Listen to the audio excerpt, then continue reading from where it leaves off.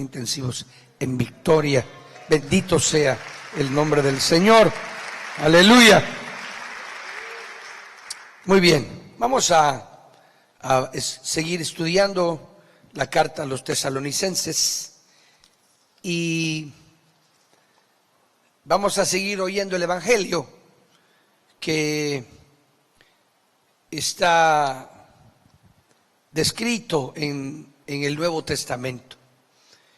Y tomamos este capítulo 4 de la primera carta del apóstol Pablo a la iglesia de Tesalónica y encontramos la manera en la que el Evangelio está siendo presentado a los gentiles de aquellos años del comienzo de la predicación del Evangelio. Y vemos cómo estos apóstoles que habían sido llamados el 99% de ellos, si no el 100%, había sido llamado de aquella camada, le vamos a llamar así, o aquel grupo central de hombres que estuvieron alrededor del ministerio de una u otra forma, del ministerio de el extraordinario maestro, como le llamaban, rabí, llamado Jesús de Nazaret.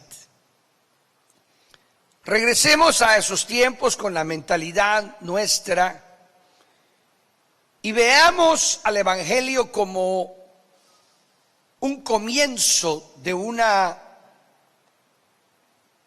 secta, que así comenzó prácticamente. ¿Qué es una secta? Una secta es una organización no reconocida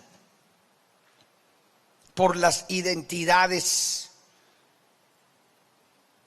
religiosas y gubernamentales del tiempo donde quiera que se esté levantando. Y Jesús comenzó a ser un predicador, usted se recuerda, de la ley de Moisés, que parecía inofensivo al grupo de grandes líderes israelitas de su tiempo, que eran miembros del famosísimo Sanedrín, que es la institución que estaba determinada desde los días de Moisés, cuando él instituyó ancianos. Fue el primer Sanedrín para que fueran los que dirigieran a Israel juntamente con él.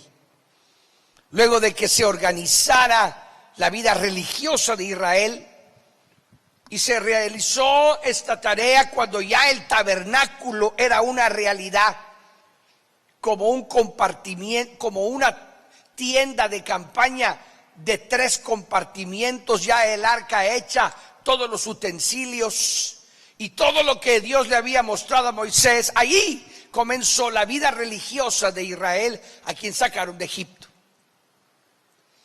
En el desierto, en las primeras porciones de la escritura, da la impresión de que Dios se manifestaba y Moisés vivía como a 1 kilómetro, ama usted, o medio kilómetro alejado del campamento de Israel, y ahí veían cómo la gloria de Jehová descendía sobre la tienda de Moisés. Años después o meses después que fue hecho el tabernáculo, Moisés, cuando estaba en el tabernáculo, ya descendía ahí en el tabernáculo, descendía sobre el tabernáculo, y toda la orden de culto, los sacrificios y todo lo que Moisés enseñó en la ley de Moisés, que lleva su nombre, ¿verdad? Y todo lo que es levítico y todo lo que las leyes ceremoniales se empezaron a cumplir en Israel. Ese fue el comienzo en el desierto de la vida religiosa de Israel. Jehová nunca había permitido que nación alguna ni pueblo alguno le rindiera culto como le estaba rindiendo culto Israel en el desierto. Cuando Faraón le entrevistó a Moisés, le dijo: ¿por qué te quieres ir? Quédate aquí. Y le dijo: no. Jehová nos ha dicho que 3 días después de que salgamos de camino de aquí de Egipto, ni una uña dejaremos en Egipto, que allá Él nos hablará, se mostrará a nosotros y ahí le sacrificaremos los sacrificios que Él nos diga. Era muy radical el llamamiento de Israel fuera de Egipto. La persistencia de Faraón, la insistencia, la terquedad, la necedad, la tosudez, lo llevó a que muriera él junto con todo su ejército en el Mar Rojo, ahogados.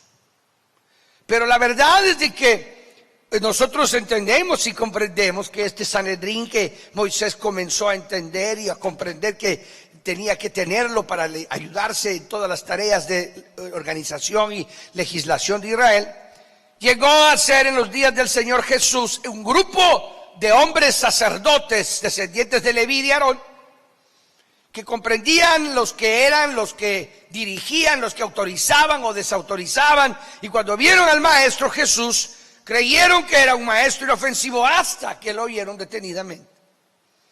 El Evangelio había comenzado y de repente se hizo lo que podríamos decirle, de repente se hizo un falange, se dice. Se hizo como los fariseos y los saduceos y los herodianos, que eran falanges del judaísmo por pensamiento y por definición doctrinal de cada uno de estos grupos, pero pertenecían todos al Israel religioso. Y Jesús comenzó a predicar, y cuando lo vieron, Jesús fue alguien a quien lo consideraron amenazante, lo rechazan, pero el Señor formó un grupo muy pequeño, eran 12.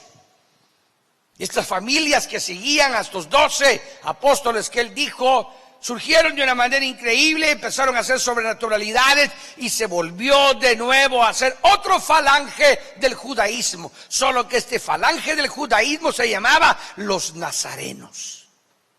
Así comenzó la iglesia de Jesús. Cuando uno recapacita en esta actitud, en esta forma de Dios de actuar, uno se da cuenta que esta grandiosa organización que hoy llamamos la Iglesia Evangélica de Jesucristo, una institución que lleva 2018 años, es asombroso, y para asombro de todos los seres humanos y el asombro de las sociedades modernas y de los sociólogos y de los historiadores, es increíble lo que el Evangelio alcanzó en la tierra. Es asombroso. Una religioncita cualquiera, así era el movimiento extraño ese del nazarenos en la Roma pagana de los primeros siglos, y de repente se convierte en la religión del imperio y se vuelve una institución extraordinaria, tremenda, maravillosa, y ha llegado hasta nuestros días. Y usted está sentado en una iglesia que se llama la Iglesia de Jesucristo, y hemos sido alcanzados, hemos sido sumados al reino de Dios siendo gentiles hace miles de años, hace cientos de años, 2000 años para ser exactos. Y a esas castas y a esas razas son a estos apóstoles 12 y Pablo y otros hombres de Dios, que ya la iglesia tiene unos años de formada, a los que les está llevando el evangelio puro. Y este evangelio puro que nos traemos de las epístolas pastorales, las epístolas apostólicas, especialmente las de Pablo, nos hacen a nosotros entender que el evangelio es una realidad que no tiene nada que ver, en primer lugar, con el judaísmo. Eso está claro en el desarrollo de la Biblia. El judaísmo no tiene nada que ver con el evangelio de Jesús, que le dio origen, que salió de allí, que fueron judíos, que fueron sacerdotes los que a veces se volvieron predicadores, que fueron verdaderamente los israelitas los que vieron nacer, es verdad. Pero en esencia y en realidad de lo que se conoce como la doctrina neotestamentaria, Pablo, apóstol, se refiere, y los demás ministros comprendieron y entendieron que le fue revelado a él que el judaísmo no tendría nada que hacer con sus leyes y ceremonias, con el trato de Dios con los hombres a través del nuevo pacto llamado el pacto de la gracia en Cristo Jesús. Y lo que nosotros analizamos la primera vez que leímos el capítulo 4 del versículo 6 al 12, vamos a leer ahora. En los primeros 6 versículos nos dimos cuenta el domingo pasado que el evangelio está definido como una verdad que penetra el corazón del hombre, y que el corazón del hombre es penetrado por el espíritu de santidad, como lo llama el hebreo al Espíritu Santo. Que el espíritu de santidad que envió el Padre a la tierra y que Jesús confirmó a sus discípulos que venía del Padre y que iba a ser enviado cuando Él subiese al cielo y fuese aceptado su sacrificio y fuese limpiado los pecados de los hombres, y que fuese misteriosamente entrar con su propia sangre, porque ahora podemos hablar de esa manera, porque como ya el Nuevo Testamento ya lo hemos leído y ha pasado tanto tiempo, ya podemos hablar con esa clase de verdades, aunque estamos hablando de eventos que sucedieron antes de todo esto que estamos diciendo. Pero el Señor Jesús se los dijo a sus discípulos en los evangelios, se lee cuando les dijo: yo voy al Padre y voy en una tarea tan sobrenatural, porque yo voy al Padre, y como que les hubiera dicho: voy a entrar con mi propia sangre que voy a derramar en la cruz del Calvario, porque voy a resucitar de entre de los muertos, y voy a vencer al diablo y lo voy a destruir, y va a ser destruido para siempre, porque yo soy el más fuerte. Lo voy a amarrar y luego ustedes podrán predicar el evangelio, podrán llevar la palabra, y el mundo terminará al final de la decisión del Padre, porque del día y de la hora yo no lo sé, solo mi Padre que está en los cielos. Eso es lo que le explicó. Y nos dimos cuenta en esta lectura que Pablo le está hablando a un grupo de hombres desalmados. Y hablamos de eso. Gente que está acostumbrada a una vida absolutamente ausente de todo respeto y de toda moralidad. Que para asombro de los judíos el evangelio iba a ser presentado como salvación, como misericordia, y lo que más le ardía a los judíos era que ellos oyeron que el mismo Señor Jesús dijo: tengo también otro pueblo.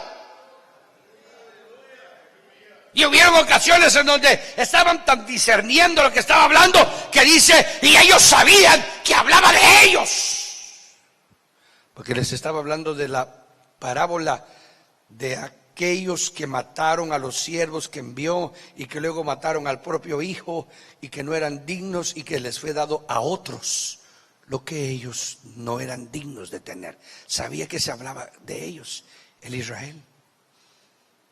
Y también oyeron cuando el Señor les dijo: ¡ajá! Les dijo: ustedes son los hijos de los que mataron a los profetas.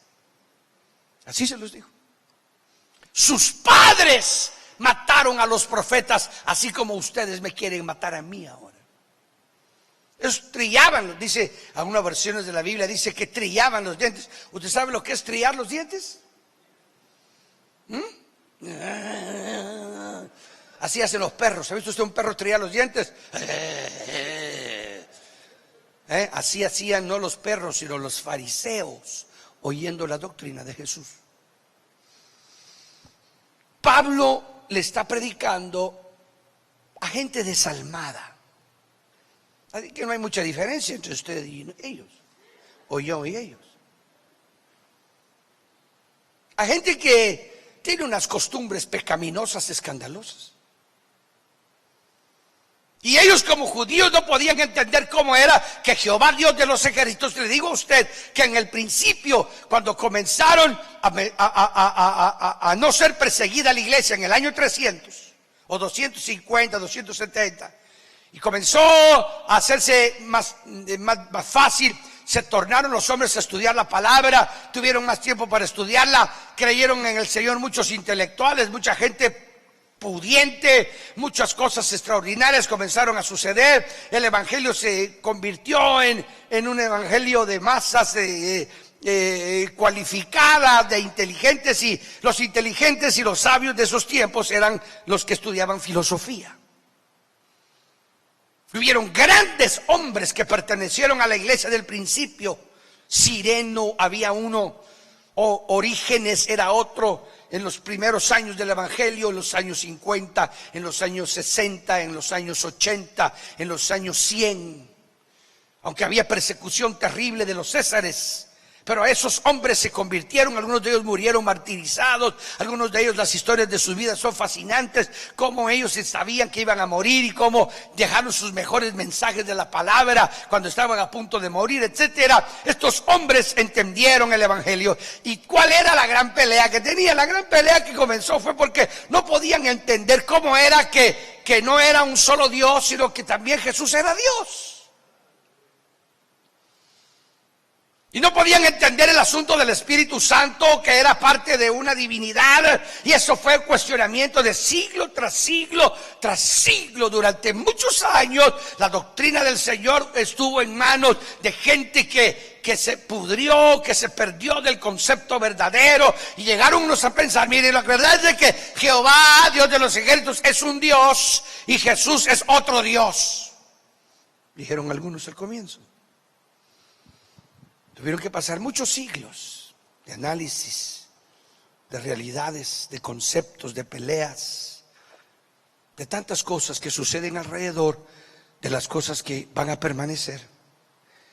Que nosotros, si algo tenemos de dicha, es el cúmulo de años y de libros y de experiencias que hay para llegar nosotros a la verdad mejor que nadie de los siglos pasados. Pero una verdad queda perenne, no se puede mover. Se llama los fundamentos de la iglesia. Y los fundamentos de la iglesia son, como dice la palabra, fundamentales. Es decir, no se pueden mover. Hay pilares que no pueden quitarse de la realidad de la construcción de esta iglesia llamada la iglesia de Jesucristo, porque si esos pilares se quitan, se cae el edificio. Y nosotros estamos hoy aproximándonos a realidades en donde pilares de la iglesia están siendo removidos de algunas instituciones que quieren seguirse llamando evangélicas. Y que quieren seguir teniendo el reconocimiento de lugares donde hay salvación, de lugares donde se predica el perdón de pecados, de lugares donde hay bautismos en agua. Y esto le quieren decir a ellos, y quieren ellos tener ellos el derecho de ser llamados iglesias verdaderas, cuando han quitado pilares fundamentales del evangelio de Jesucristo. Que el apóstol Pablo advirtió y dijo: señores, hay que tener cuidado cómo se sobreedifica.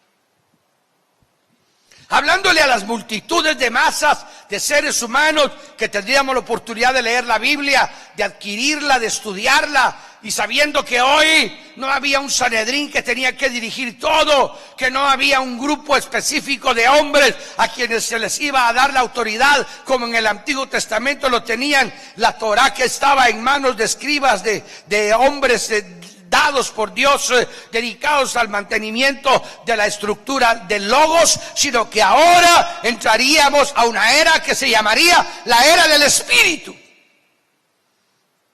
Sabiendo que la ley de Dios no iba a ser escrita en tablas algunas, sino que ahora el Nuevo Testamento iba a ser la realidad gloriosa que Dios quería con Israel, pero que les fue quitada a ellos por lo que hicieron con el Mesías y le trasladaron a otro pueblo, y este otro pueblo resultó ser los miles de millones de gentiles que durante siglos de siglos vivieron sin Dios y sin esperanza. Y ahora el apóstol Pablo dice: eso sí, deben de saber que nadie puede quitar el fundamento. Está establecido y entre las verdades fundamentales del Evangelio está el capítulo 4 de Primera de Tesalonicenses, que nos vuelve a insistir que el que no tiene una vida entendida en que la santidad es parte de la vida del cristiano, está quitándole un pilar al fundamento del Evangelio. Y ya hablamos de algo el domingo pasado, pero hoy quiero ir avanzando. Verso 6 del capítulo 4 de la carta primera de los tesalonicenses. Y que ninguno, dice el verso 6, se atreva a transgredir y defraudar a su hermano en este asunto.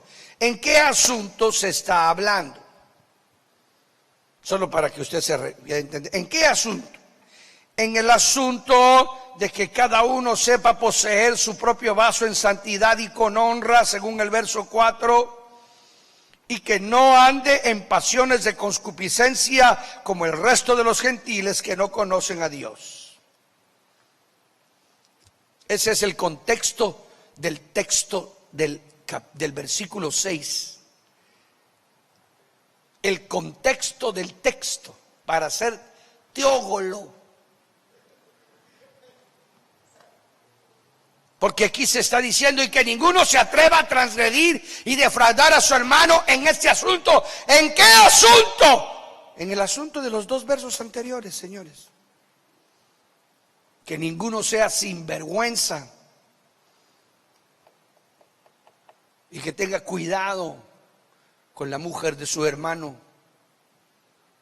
Más claro no cantó un gallo ahí. Y que consideremos que verdaderamente el Hijo de Dios no debe andar en pasiones de concupiscencia. Pasiones de concupiscencia. ¿Qué quiere decir eso? ¿Que le guste comer chocolate? ¿Que la concupiscencia lo lleva porque le encanta el melón con azúcar? No, se refiere a los deseos pasionales que tienen que ver con la vida sexual. Esa es la palabra concupiscencia. Entonces aquí están llevando a hombres que tienen una vida torcida como usted y yo. Así que no hay problema. Podemos ser salvos.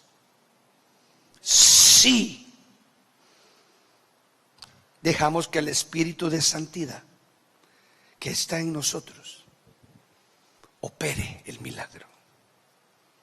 Y usted lo va a leer más adelante conmigo, porque aquí hay oportunidad para que entren los más degenerados, asesinos, asaltantes, robadores, traficantes de drogas, vendedores de heroína, de cocaína, pushers, todo eso. ¿Por qué el Evangelio iba a hablar tan francamente? Porque le iba a abrir la puerta a las masas perdidas del mundo. Porque le iba a abrir la puerta a millones de almas que iban a venir con una desenfrenada manera de vivir. Iba a acumular o iba a agrupar a hombres y a mujeres en el mismo techo espiritual, y eso iba a llevar a que hubiera una tarea pero terrible si no había el mismo espíritu de santidad en cada uno de los que entrara a ser bautizado en agua. No hay para dónde, hermanos. No se enoje, no se moleste. No nos asustemos. El Evangelio eso era originalmente. ¿Por qué? Porque empezó a ser predicado por el más santo hombre que ha venido a la tierra. Por un hombre perfecto. Démosle palmas a Jesús, me estoy refiriendo. Aleluya.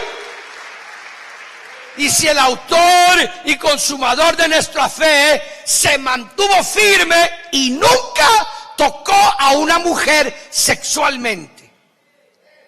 Curioso, ¿eh? Porque eso no era pecado. Si a Adán se lo dieron. ¿Ya oyó usted eso que estoy diciendo? El sexo no era pecado. Sí, el que inventó el sexo fue Dios. No fue que Adán se degeneró y salió con la idea del sexo después del huerto. A él lo llevaron y tenía su pareja y tenía una relación sentimental, una relación psicológica, porque esa es la relación que se tiene. Es que este asunto del matrimonio tiene que ver con eso. Ay, me siento solo. Ay, yo siento que necesito un colchoncito aquí. Ya te jodiste, hermano, te hundiste. Ese colchoncito te va a sacar los ojos de noche.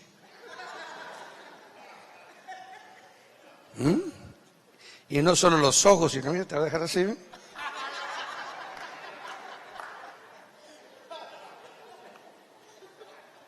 ¿O no? ¿Ah?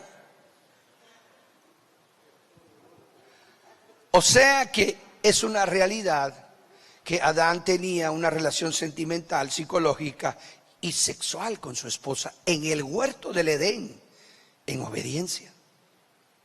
Y fue en el huerto del Edén en obediencia cuando le dijeron, creced, multiplicad y sojuzgad la tierra.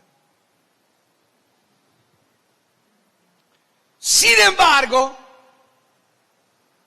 nosotros entendemos aquí que estos miles y miles que vinieron al Evangelio venían con una vida totalmente desordenada en esos aspectos.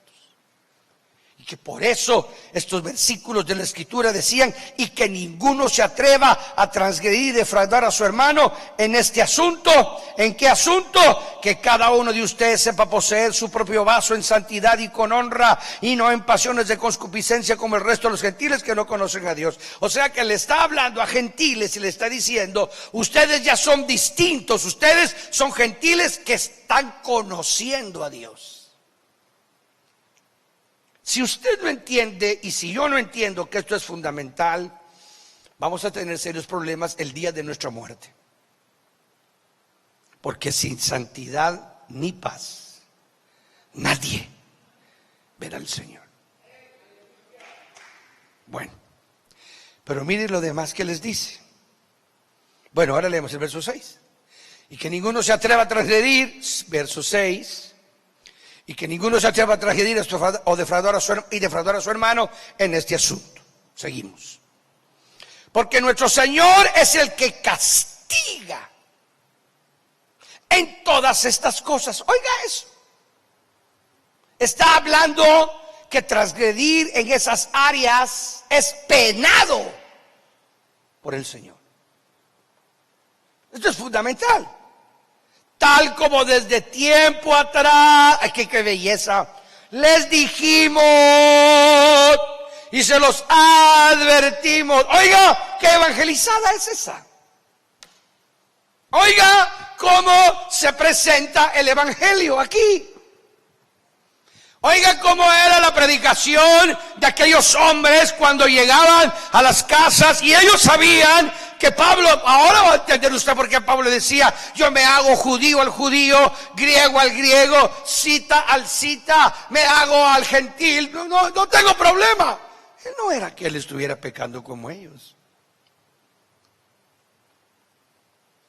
Él lo que estaba diciendo era que todos los ritos y ceremonias de limpieza que hacían los judíos, y que era para no tocar cuerpos muertos, y que era para no entrar a casa de gentiles, y para no comer con gentiles. La ley era terrible en ese aspecto, decía él. Yo ya me di cuenta, y ahora yo tuve que tratar con mi alma, diría Pablo. Y tuve que tratar de tal manera, ¿por qué? Porque yo era fariseo de fariseos, era un hipócrita, eso ya lo estoy añadiendo yo. Pero esa es la realidad. Era un fariseo de fariseos, era tan fariseo de fariseos que yo llegué a ser, en realidad, un hombre que era celoso de la ley. Y de tal manera que después entendí y me di cuenta de mi hipocresía y me di cuenta de la revelación, y por eso ahora yo no tengo problema, yo voy y entro. Pero él estaba diciendo que él estaba teniendo que soportar todas las manifestaciones de pecado que había en las ciudades donde él iba a predicar. Él sabía que tenía que meterse donde había gente que se estaba comiendo a sus muertos. Los famosos citas, que eran una raza nómada, tenían la costumbre, dice la historia, de comerse a sus muertos en ritos especiales. Y Pablo habla y dice: yo me he hecho cita con esa tribu de citas. He llegado a estar con ellos, he estado con ellos, me he convertido en una persona que me quedo asombrado de ver sus ritos, de ver sus suciedades que hacen, pero he ido y miles se han convertido al Evangelio de Jesucristo. El poder del Evangelio ha caído ahí. Ya me imagino a Pablo, ¿eh? Démosle palmas al Señor, hermano. Ya me imagino. Usted sabe que la Biblia dice que cuando él iba camino a Jerusalén, cuando uno lee el libro de los Hechos, dice que él iba, y cuando le profetizó a Agabo, el profeta, de que lo iban a amarrar y lo iban a hacer problema, y él dijo: yo no solo estoy dispuesto a sufrir, sino hasta morir por el Señor, yo voy a Jerusalén. Y en su intento, en su afán, en su deseo, él siempre de llevar la palabra a su pueblo, llevaba un grupo de gentiles con él. Eso fue lo que encendió a los hombres que estuvieron allá, porque Pablo los llevó y les dijo: miren, ustedes, no hay problema, quédense por aquí. Les había dicho: no hay problema. Si esto del templo no es nada, que ustedes van a profanar nada. Y ahí lo agarraron, porque dice que gritó alguien: ahí está el que anda alborotando y que está predicando en contra. Y cuando vino a sentir Pablo, ya lo mataban entre la multitud. Si no se lo arrebatan unos romanos a la multitud, lo matan. El celo religioso es terrible. La manera en la que el Evangelio tiene que ser pregonado. Y eso que él no estaba pecando. Pero él llevó gente que no se vestía como los tiempos de la religión judía. Y creyeron que los había metido adentro del templo y que estaba profanando el templo. Porque lo conocían muy bien, que era el grandioso y extraordinario maestro del judaísmo, celoso, asesino y matón de cristianos, de la secta de los nazarenos, como se llamaban al principio, se llamaban los del camino, les llamaban en Israel, los del camino. Y que ese era el líder de ellos, era el máximo predicador, y había que darle chicharrón. Si no se lo quitan los soldados romanos a la multitud, le han de haber metido una revolcada, unos cuantos huesos quebrados. Es pobre ese hombre. Pablo sí sufrió. Tuvo que apelar a César porque lo metieron a la cárcel. Y estuvo apelando y peleando, y Félix y fulano y mengano, el rey este, el rey otro. Ya tenían un año y medio, hasta que un día un sobrino le dijo: mira, acabo de oír a 40 hombres que decidieron que no van a comer desde este día hasta que no te maten. Vete, le dijo, con el procónsul y cuéntale. Le fue a contar a todos, hicieron una conferencia ahí, lo sacaron a Pablo con un séquito de seguridad terrible de ese tiempo, y lo metieron en un barco y dijo: apelo a César. Él no quería hacerlo, pero sabía que él, como ciudadano romano, tenía derecho y conocía las leyes, era un tipazo. Y dijo: bueno, Félix, le dijo, apelo a César. Le dijo, si no hubieras apelado a César, te hubiera soltado hace unos días, le dijo, porque veo que eres inocente. Pero hubiera sido para su muerte. Y así se fue para Roma. Ahí murió. Usted tiene que entender que ese Pablo está predicando aquí el Evangelio. Y continúa. Y que ninguno se atreva a transgredir y defraudar a su hermano en este asunto, porque nuestro Señor es el que castiga en todas estas cosas, tal como desde el tiempo atrás les dijimos y se los advertimos. Qué belleza, ¿eh? Le está diciendo a los gentiles: señores, ustedes tienen que entender que convertirse no es cualquier cosa. Ustedes tienen que saber que convertirse no es cualquier cosa. Que convertirse es un cambio de vida. Estoy predicando lo que dice aquí. Ya se recuerdan que se los dijimos, dice el verso 7, se los dijimos. Verso 7 lo dice. No, el verso 6. Se los dijimos y se los advertimos. Les está diciendo Pablo: acuérdense que desde el inicio que les predicamos el evangelio, desde el comienzo, hermano, qué tremendo es cuando la gente hoy comienza sin entender el evangelio y ya es diácono. A los cuantos días se convierte en una persona que se ve envuelta en la facilidad con la que hoy se llega al liderazgo de cualquier área de la iglesia, por la simple verdad de que si tiene aptitud hay que ponerlo. Si es capaz, y si algo tiene el hombre hoy es capacidad. Si algo tiene hoy el hombre es destreza. Si algo hay hoy es gente que tiene una capacidad extraordinaria para hacer tantas cosas que pueden ser tan útiles para el evangelio, solo que no se han convertido, nada más. Solo que no ha entendido el espíritu de santidad, porque nadie, cuando le predicó el evangelio, le dijo y le advirtió que toda esa concupiscencia en la que vive el gentil, cuando se cae en ello, el Señor es el que castiga todas estas cosas. Es asombroso. Nosotros tenemos que revisar eso en nuestra vida. Entonces tenemos que entenderlo. Hay gente que a veces me llama y me dice: estoy asustado, ¿qué pasó esto? Pues, lógico, ¿no le tenía que seguir el cuco, pues? Sí, pero ahora ¿qué hago para matar al cuco? No se puede. Hay que vivir con él.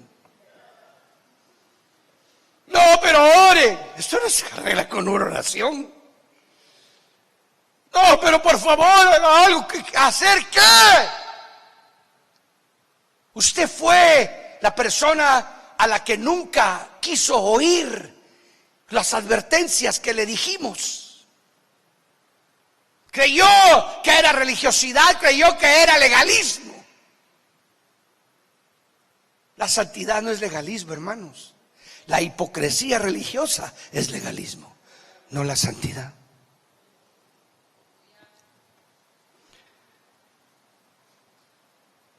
Porque no los llamó Dios a inmundicia. Aquí es serio eso, perdón, hermano. ¿Qué inmundicia se está refiriendo ahí? Pues ¿no se bañaban? ¿Ah? ¿No tenían una controlada higiene bucal? ¿Ah? Aquí está hablando el apóstol Pablo. La palabra inmundicia está hablando y se refiere a la realidad de la naturaleza que tiene el cerdo. Y que el cerdo tiene la característica que le gustan las cosas inmundas. Eso es lo que dice ahí.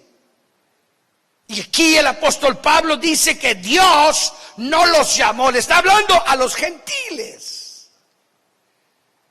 Porque los gentiles tienen cientos de años. Pablo está viendo una gama increíble, y eso que este hombre estaba pero decidido a viajar hasta lo último de la tierra. ¿Qué hubiera sido Pablo que hubiera crecido el Señor en el tiempo de los aviones? Si hubiera sido el evangelio hubiera sido comenzado hace 10 años, que usted puede imaginar un Pablo con un avión.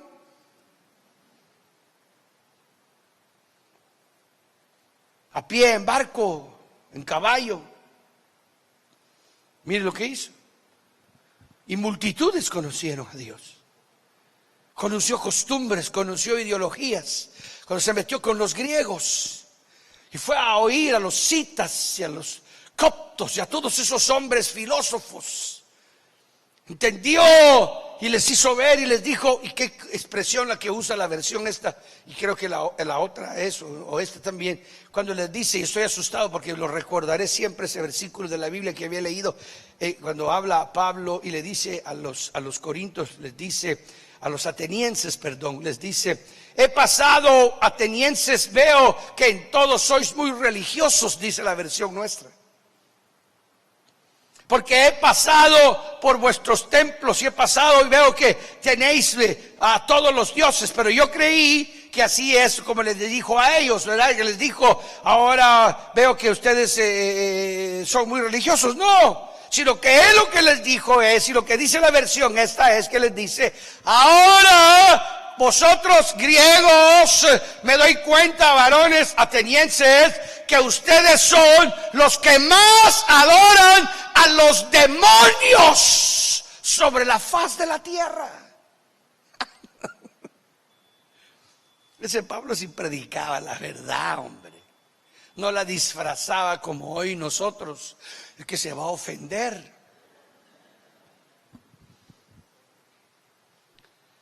Le dijo a la filosofía griega la verdad que hoy sabemos y que entendemos desde el inicio. Ustedes son los que han maldecido al mundo, porque todo lo que ustedes han enseñado como religión se lo dictaron demonios y potestades infernales a través de ustedes, y por eso están hundidos en esta idolatría miserable. Así predicaba Pablo. Nosotros tenemos que entender de que cada día vamos a ir quedándonos menos si seguimos así. O vamos a provocar algo muy grande y poderoso. Y el Señor va a descender sobre nuestra vida, porque vamos a entender que sin santidad nadie verá al Señor. Y si el final de los tiempos está tan cerca, y si la venida del Señor está a unos cuantos años, y si realmente nosotros vamos a ser una generación que va a haber vertiginosamente acelerado el tiempo, porque acuérdese que el Señor Dios Todopoderoso advirtió y lo dijo claramente, que iba a hacer un acto que iba a dejar al hombre adonadado. Yo siempre lo he pensado cuando dice la Escritura, y si los tiempos no fuesen acortados en aquellos días. No sé si usted ha oído esa expresión de la Biblia. ¿Ha leído usted ese texto de la Escritura? Y si los tiempos no fueran acortados en aquellos días, no quiere decir nosotros estamos viviendo y las generaciones pasadas han estado viviendo en la profecía de que los tiempos iban a ser alargados. ¿Por qué? Porque el apóstol Pedro advirtió en su epístola y dijo, viene un tiempo en que habrán burladores. Y los burladores van a decir, el tiempo de su advenimiento hace tiempo, y se van a burlar. ¿Por qué? Porque se iba a tardar el esposo, según la parábola del Nuevo Testamento. Pero cuando viene el final de los tiempos, dice el Señor que en esos días, en esos momentos, en esas circunstancias tan peligrosas, si los días no fueran acortados, eso quiere decir que vamos a entrar a un tiempo en donde los tiempos se van a acelerar. Es como cuando usted ha visto las películas y de repente usted quiere ver el final y le hace así. Y a usted llega al final y dice, entonces ahí regresa. Este es el que mata, este es el que hace aquí, este es el que hace allá. Por desesperado usted no aguanta el final. La Biblia advierte de que cuando ya quede poco tiempo, el Señor va a hacer así. ¿Por qué? Porque si no lo hace, hasta los escogidos se echarían para atrás. Eso yo nunca lo había pensado. Ahorita me lo dijeron aquí en mi mente. Verdad, Señor, verdad. Así que la santidad conviene hoy más que nunca. Porque nosotros, si vamos a vivir esto, del final de lo que dice la Escritura, estamos dentro del grupo que puede ser guardado del día, de la hora y de la prueba que vendrá a este mundo.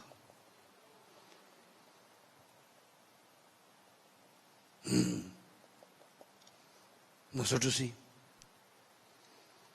Si es que somos. Bueno, sigamos porque son las 8:10.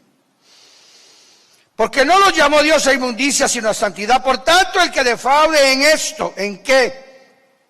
En eso de ser amoral con las hermanas de la iglesia y con las mujeres de la iglesia. Por tanto, el que defraude en esto, no defrauda a hombre, sino a Dios. El que no vive en santidad y el que no entiende que lo llamaron a santidad y no a inmundicia, el que defrauda en esto no defrauda a hombres sino a Dios, que puso en ustedes, y aquí vuelve la expresión, su espíritu, dice santo ahí, pero la realidad es su espíritu de santidad. Su espíritu de santidad. Nadie puede vivir en santidad si no tiene el espíritu de santidad. El Espíritu Santo, su verdadera interpretación teológica y su verdadera asignación de trabajo en la tierra es espíritu de santidad. Respecto al amor interfraternal, verso 8, verso 9, no necesitan que yo les escriba, pues ustedes mismos son instruidos por Dios para que se amen unos a otros. Aquí es donde los gentiles comprueban de que hay cosas que no se pueden aprender dichas por un hombre, que la verdad que hay, ellos lo están experimentando. Por eso es de que Pablo no les predica judaísmo, por eso es de que Pablo no establece una relación como en los días de los judíos se establecen las sinagogas, es donde hay un hombre que es el amo y señor, sino que el pastor que se instala, esa es la idea que se toma de la realidad del ministerio dado por Dios a los hombres, es de que Pedro lo reconfirma y lo habla luego la Escritura en general, de que el pastor, el ministro, no es el dueño de la iglesia, no es el dueño de las almas, que no puede tratarlas como que fueran ellos, no sé, sus salvados. Sino que Pedro, por ejemplo, le dice, nosotros somos dechados de la grey. En otras palabras, quiere decir, nosotros somos gente que ayuda, no que es dueña de la grey. Lo dice la Escritura. ¿Por qué? Porque Pablo les reafirma a los tesalonicenses que los frutos del Espíritu ya han aflorado en ellos. ¿Cuál es la prueba primera de que Dios está operando en la vida de una persona? Los frutos del Espíritu. Usted mismo tiene que ponerse a pensar, usted mismo tiene que sitiarse a usted mismo, y usted tiene que juzgarse a usted mismo, y tiene que saber que usted está viviendo una dispensación en donde la palabra le establece que usted tiene que fructificar sin que nadie lo riegue, sin que nadie le dé nada, porque usted ya lo tiene todo. Usted tiene que comprender que esa es la verdad que se enseña en el Nuevo Testamento. Esa es la realidad de lo que la palabra enseña. Los hombres no pueden hacer fructificar a los hombres. No es la predicación de un hombre la que te va a hacer fructificar. Puede enseñarte si es que te enseña la verdad. Y si lo que te está enseñando es cuento, estamos fregados. Pero aquí, según el orden de la Escritura, te dice a ti de que tú mismo vas a ver cómo en ti están haciendo algo que no sabes de dónde viene, pero que después la Biblia te va a explicar que es el Espíritu que está en ti. Y si no tienes frutos del Espíritu, no has nacido de nuevo. Y dicho sea de paso, un fruto del Espíritu no es danzar. Un fruto del Espíritu no es cantar un coro. Un fruto del Espíritu no es decir amén, aleluya, gloria a Dios. Hay frutos del Espíritu enseñados en la Escritura. ¿En dónde están los frutos del Espíritu? ¿Dónde? En Gálatas, ¿verdad? ¿O no? ¿O están en Efesios? ¿En dónde están? Sí, hombre, Gálatas, ni modo de que no, compadre, hombre. Cuando usted lo lee, ahí es de asustarse, hermanito. Es de asustarse los frutos del Espíritu, porque cuando uno lee los frutos de la carne, los tiene todos más otros.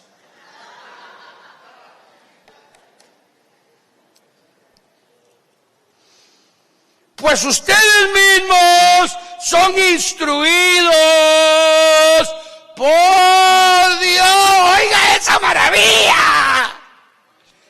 Oiga esa maravilla. El amor no se enseña, el amor brota. Démosle palmas al Señor, hermano. Démosle palmas al Señor.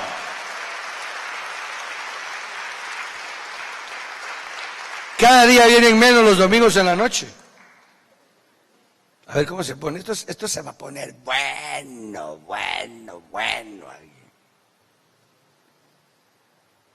Esto se pone bueno. Ustedes mismos son instruidos por Dios para que se amen unos a otros. Qué maravilla, hermanos. Dicho sea de paso, el amor es un fruto del Espíritu. Como ciertamente lo practican con todos los hermanos que están por toda Macedonia. Qué belleza. Pero yo les suplico, hermanos míos, que abunden en ello. Y terminamos con otra golpiza. Oigan esto que sigue. Esforzándose, verso 11. Oiga bien esto, hermano, por favor, escuche esto. Porque ahora el apóstol va a entrar a la vida social y a la vida ocupacional diaria, del diario vivir. Primero se ocupa de la vida moral. Primero se ocupa de entablar una conversación con los hombres y mujeres que están en estas congregaciones y les hace ver que Él estuvo con ellos, que Él inició el trabajo y que pasó varios meses o tal vez años ahí dentro de ellos en la Macedonia y que ellos son conscientes de que Él les advirtió que la doctrina que llevaba era abrupta para la vida moral que el gentil tenía. Que no era fácil ser un creyente. ¿Cómo cambiamos el mensaje? ¿Cómo fue que le dimos más azúcar a lo que no tenía azúcar? ¿Cómo fue que nosotros nos atrevimos a darle una manita de pintura para que pareciera más bonito el Evangelio? ¿Qué sucedió con las generaciones de 15, 20, 30 años atrás? ¿Qué pasó con aquella sinceridad en el púlpito, con aquella plática, con aquella conversa que era la verdad de la palabra? ¿Cómo fue que en 20, 25 años la iglesia latinoamericana y la iglesia americana, que ya había empezado muchos años antes que nosotros en eso, llegó a perder esa prestancia, esa realidad, esa verdad, y que se quedaron los extremistas y se quedaron los legalistas, la gente que está escondiendo su pecado detrás de un manto de piedad y que hoy nos damos cuenta de que esa vida la siguen practicando hasta el día de hoy porque nunca quisieron entender la gracia del Evangelio. Sin embargo, los que conocimos la gracia y los que entendimos la gracia del Evangelio y nos dimos cuenta y que era una realidad porque no se podía mentir la verdad. Este hombre que está aquí frente a nosotros, el apóstol Pablo, no está en la misma disyuntiva, porque el hombre está progenitando. Él es el que está haciendo que nazca por primera vez el evangelio en la tierra, y él viene de una realidad, de un judaísmo y una historia rica y extraordinaria, pero que él tuvo la bendición y la ventaja de ser judío y de ser un hombre que tuviera contacto directo con los apóstoles que vivieron con Jesús. Y si algo asombró a este hombre fue la plática y la conversa que tuvieron con ellos de la vida perpendicular que Jesús vivió. Si era cierto que en secreto hablaban ellos, porque en un momento en el que Pablo ya era evidente el evangelio que estaba predicando, y Pedro también se dio cuenta de que él había sido el primer hombre que había sido llevado a la casa de Cornelio el gentil, y vio lo que vio, y en un momento de verdad espiritual frente a los ancianos, conversando, oyendo las conversiones en Antioquía y las conversiones en Corinto, y viendo cómo gentiles se estaban convirtiendo, se juntaron en Jerusalén, y preguntando y hablando en Jerusalén. En la intimidad de esa plática la tenemos en el libro de los Hechos, cuando se levanta Jacobo y cuando se levanta Pedro y dice: varones hermanos, ustedes saben cómo fue que Dios a mí me escogió.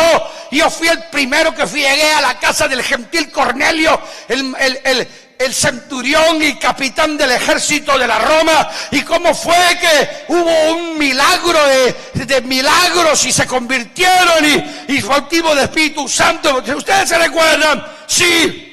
Entonces viene Pedro y dice: ¿cómo es posible que estemos reunidos aquí 19, 20 años después de eso, viendo el ministerio de Pablo, diciéndole nosotros a los gentiles que se están convirtiendo a que cumplan una ley que ni nosotros ni nuestros padres? Oiga, hermano, lo que es la sinceridad. Y les estamos diciendo que van a tener que llevar una carga del judaísmo que nosotros no levantamos ni con un dedo. Ya entre ellos, y me imagino que cuando Pablo llegó y conocieron de su conversión los apóstoles y conversaron con él, que él tuvo que irse 14 años porque fue seria la situación, nadie creía, etcétera. Él ha de haber hablado con ellos y le han de haber dicho: Jesús vivía una vida santa, que nos asustamos porque nosotros éramos unos desventurados, miserables pecadores. Y se acercaba a nosotros. Era amigo de publicanos, amigo de pecadores. Y se dejaba tocar y dejaba que se acercaran a él y lo tocaran. Hubieron mujeres que estaban, según la ley de Moisés, inmundas, y él dejaba que lo tocaran. Eso fue lo que intrigó a Pablo. Esas fueron las conversaciones que a Pablo lo dejaron sin habla, y dijo: no, ahí nos vemos, yo me voy a ir a clamar a ese Dios que se me apareció. Y se lo llevó 14 años a revelarle esto que está aquí. Exquisito.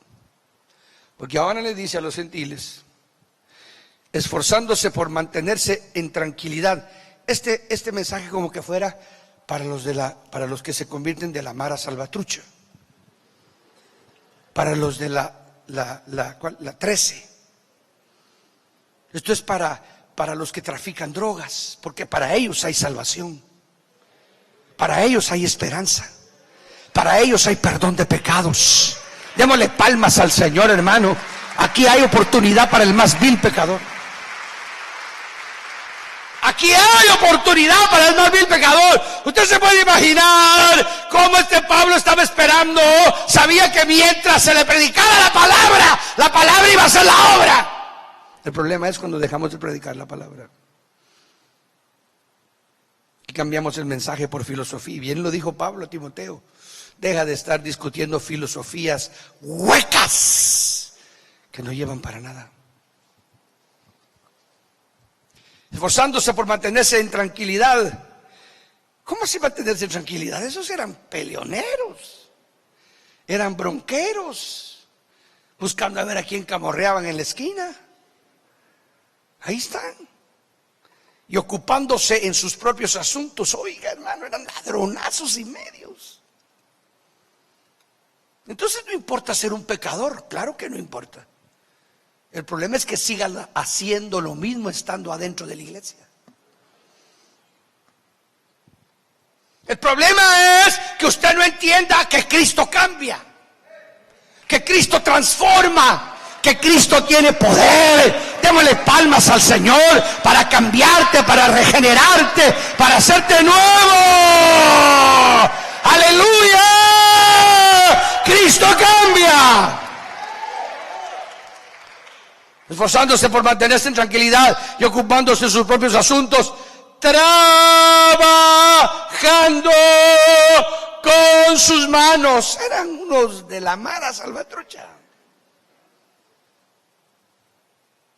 Si usted no tiene cuidado, tus señores lo dejan en la calle. Si a eso se dedican. A eso han aprendido a vivir. Ese es el mundo que nació sus vidas. Si usted los mira con una lágrima aquí, usted sabe que han matado a familiares para tomar cargos importantes. Si usted ve sus tatuajes, los identifican a ellos, pero Dios los ama. Dios quiere tratar con ellos, Dios quiere obrar en ellos, Dios quiere hacer una obra linda. Ellos están cansados, están hartos, deseosos de una vida nueva. Solo Cristo se las puede dar, Cristo se las puede dar, Jesús de Nazaret se las puede dar. Si se la dio a estos gentiles de Tesalónica, si este Pablo le está predicando a estos hombres que están, hermano, en una condición terrible, que comparado a los israelitas, estos hombres se vestían casi semidesnudos. Cuando uno ve las fotografías de los libros históricos que sacan de cómo se vestían estas tribus y estos hombres de estas épocas, uno se da cuenta, hermano, que eran personas y que tenían unas costumbres tan aberradas, y que por eso es de que en otra porción de la Biblia, uno tiene que entender eso. Pablo dice, miren, fornicación y esto y lo otro, eso es algo pecaminoso. Ya les he dicho que el homosexualismo y el que se acuesta con hombre, siendo hombre, y mujer con mujer y todo eso es pecado delante de Dios. Y que ya les dije de que los que practican tales cosas no heredarán el reino de los cielos. Y además, a mí me llama la atención eso, hasta hablar de lo que ellos hacen en secreto no es bueno. ¿Qué harían esos señores? ¿Qué harían? Que hasta hablar de lo que ellos hacían no es bueno. Y les dio oportunidad del evangelio para que millones están en el cielo. Millones de millones están en el cielo, salvos por la sangre bendita de Jesucristo. Démosle palmas al Señor, hermano. Alabado sea el nombre de Jesús. ¿Por qué?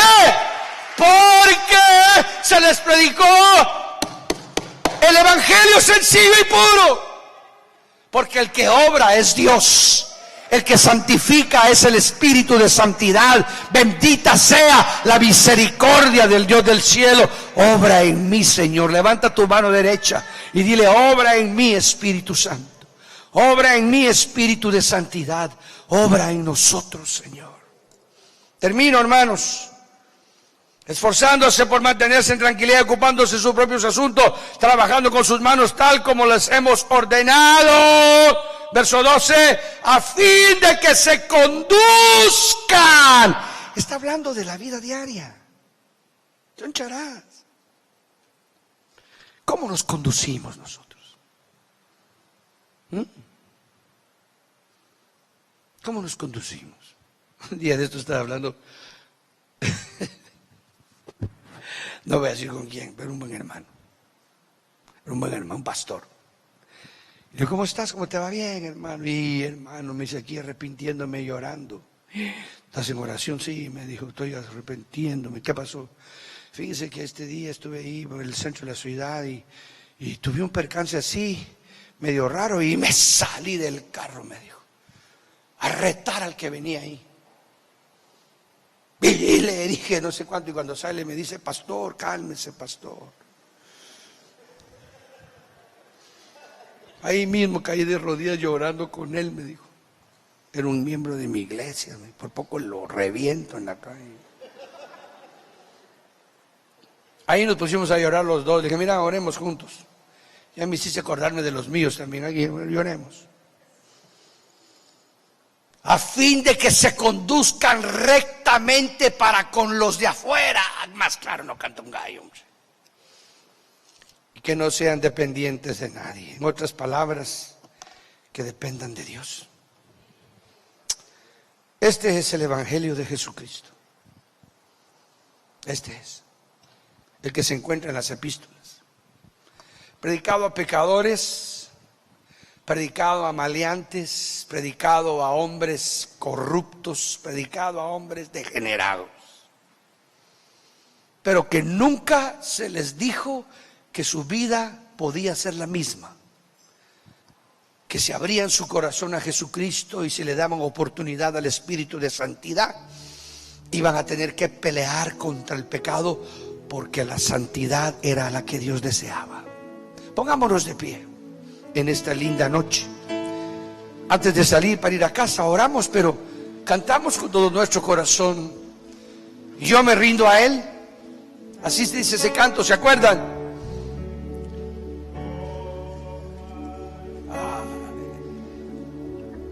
Un poquito más silencioso, porque si quiere el micrófono, hermano. Cantamos, hermanas. Todo a Cristo yo me entrego con el fin de ser fiel. Eso es, sí, Señor. Para siempre quiero amar, sí, Señor, y agradarle solo a Él. Lo cantamos, yo me rindo, y yo me rindo a Él.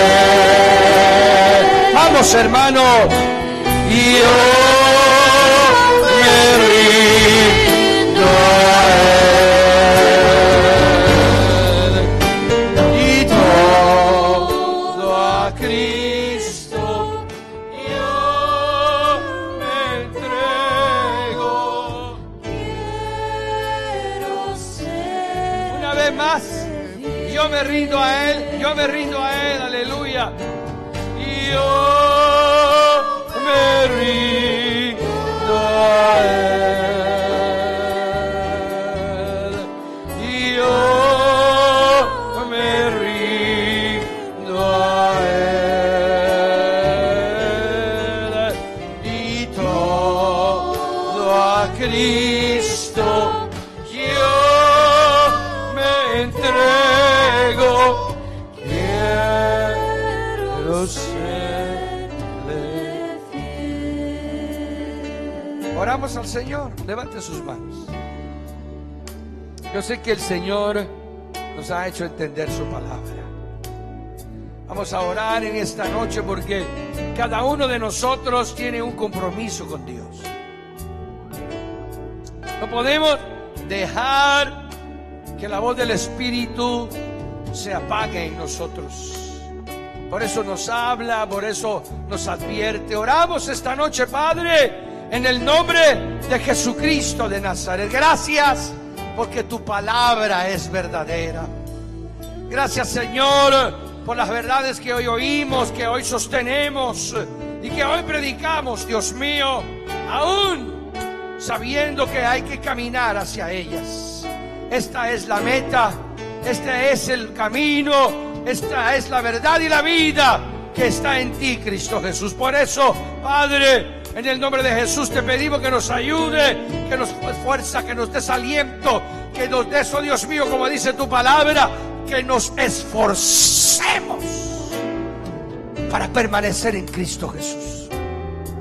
Señor, que esta palabra no sea como lumbrera a nuestro camino oscuro, y que podamos mantener esta fe con esta verdad de la santidad delante de ti como meta nuestra cada día. Bendícenos a cada uno, guárdanos, protégenos, líbranos en nuestro regreso a casa de todo peligro.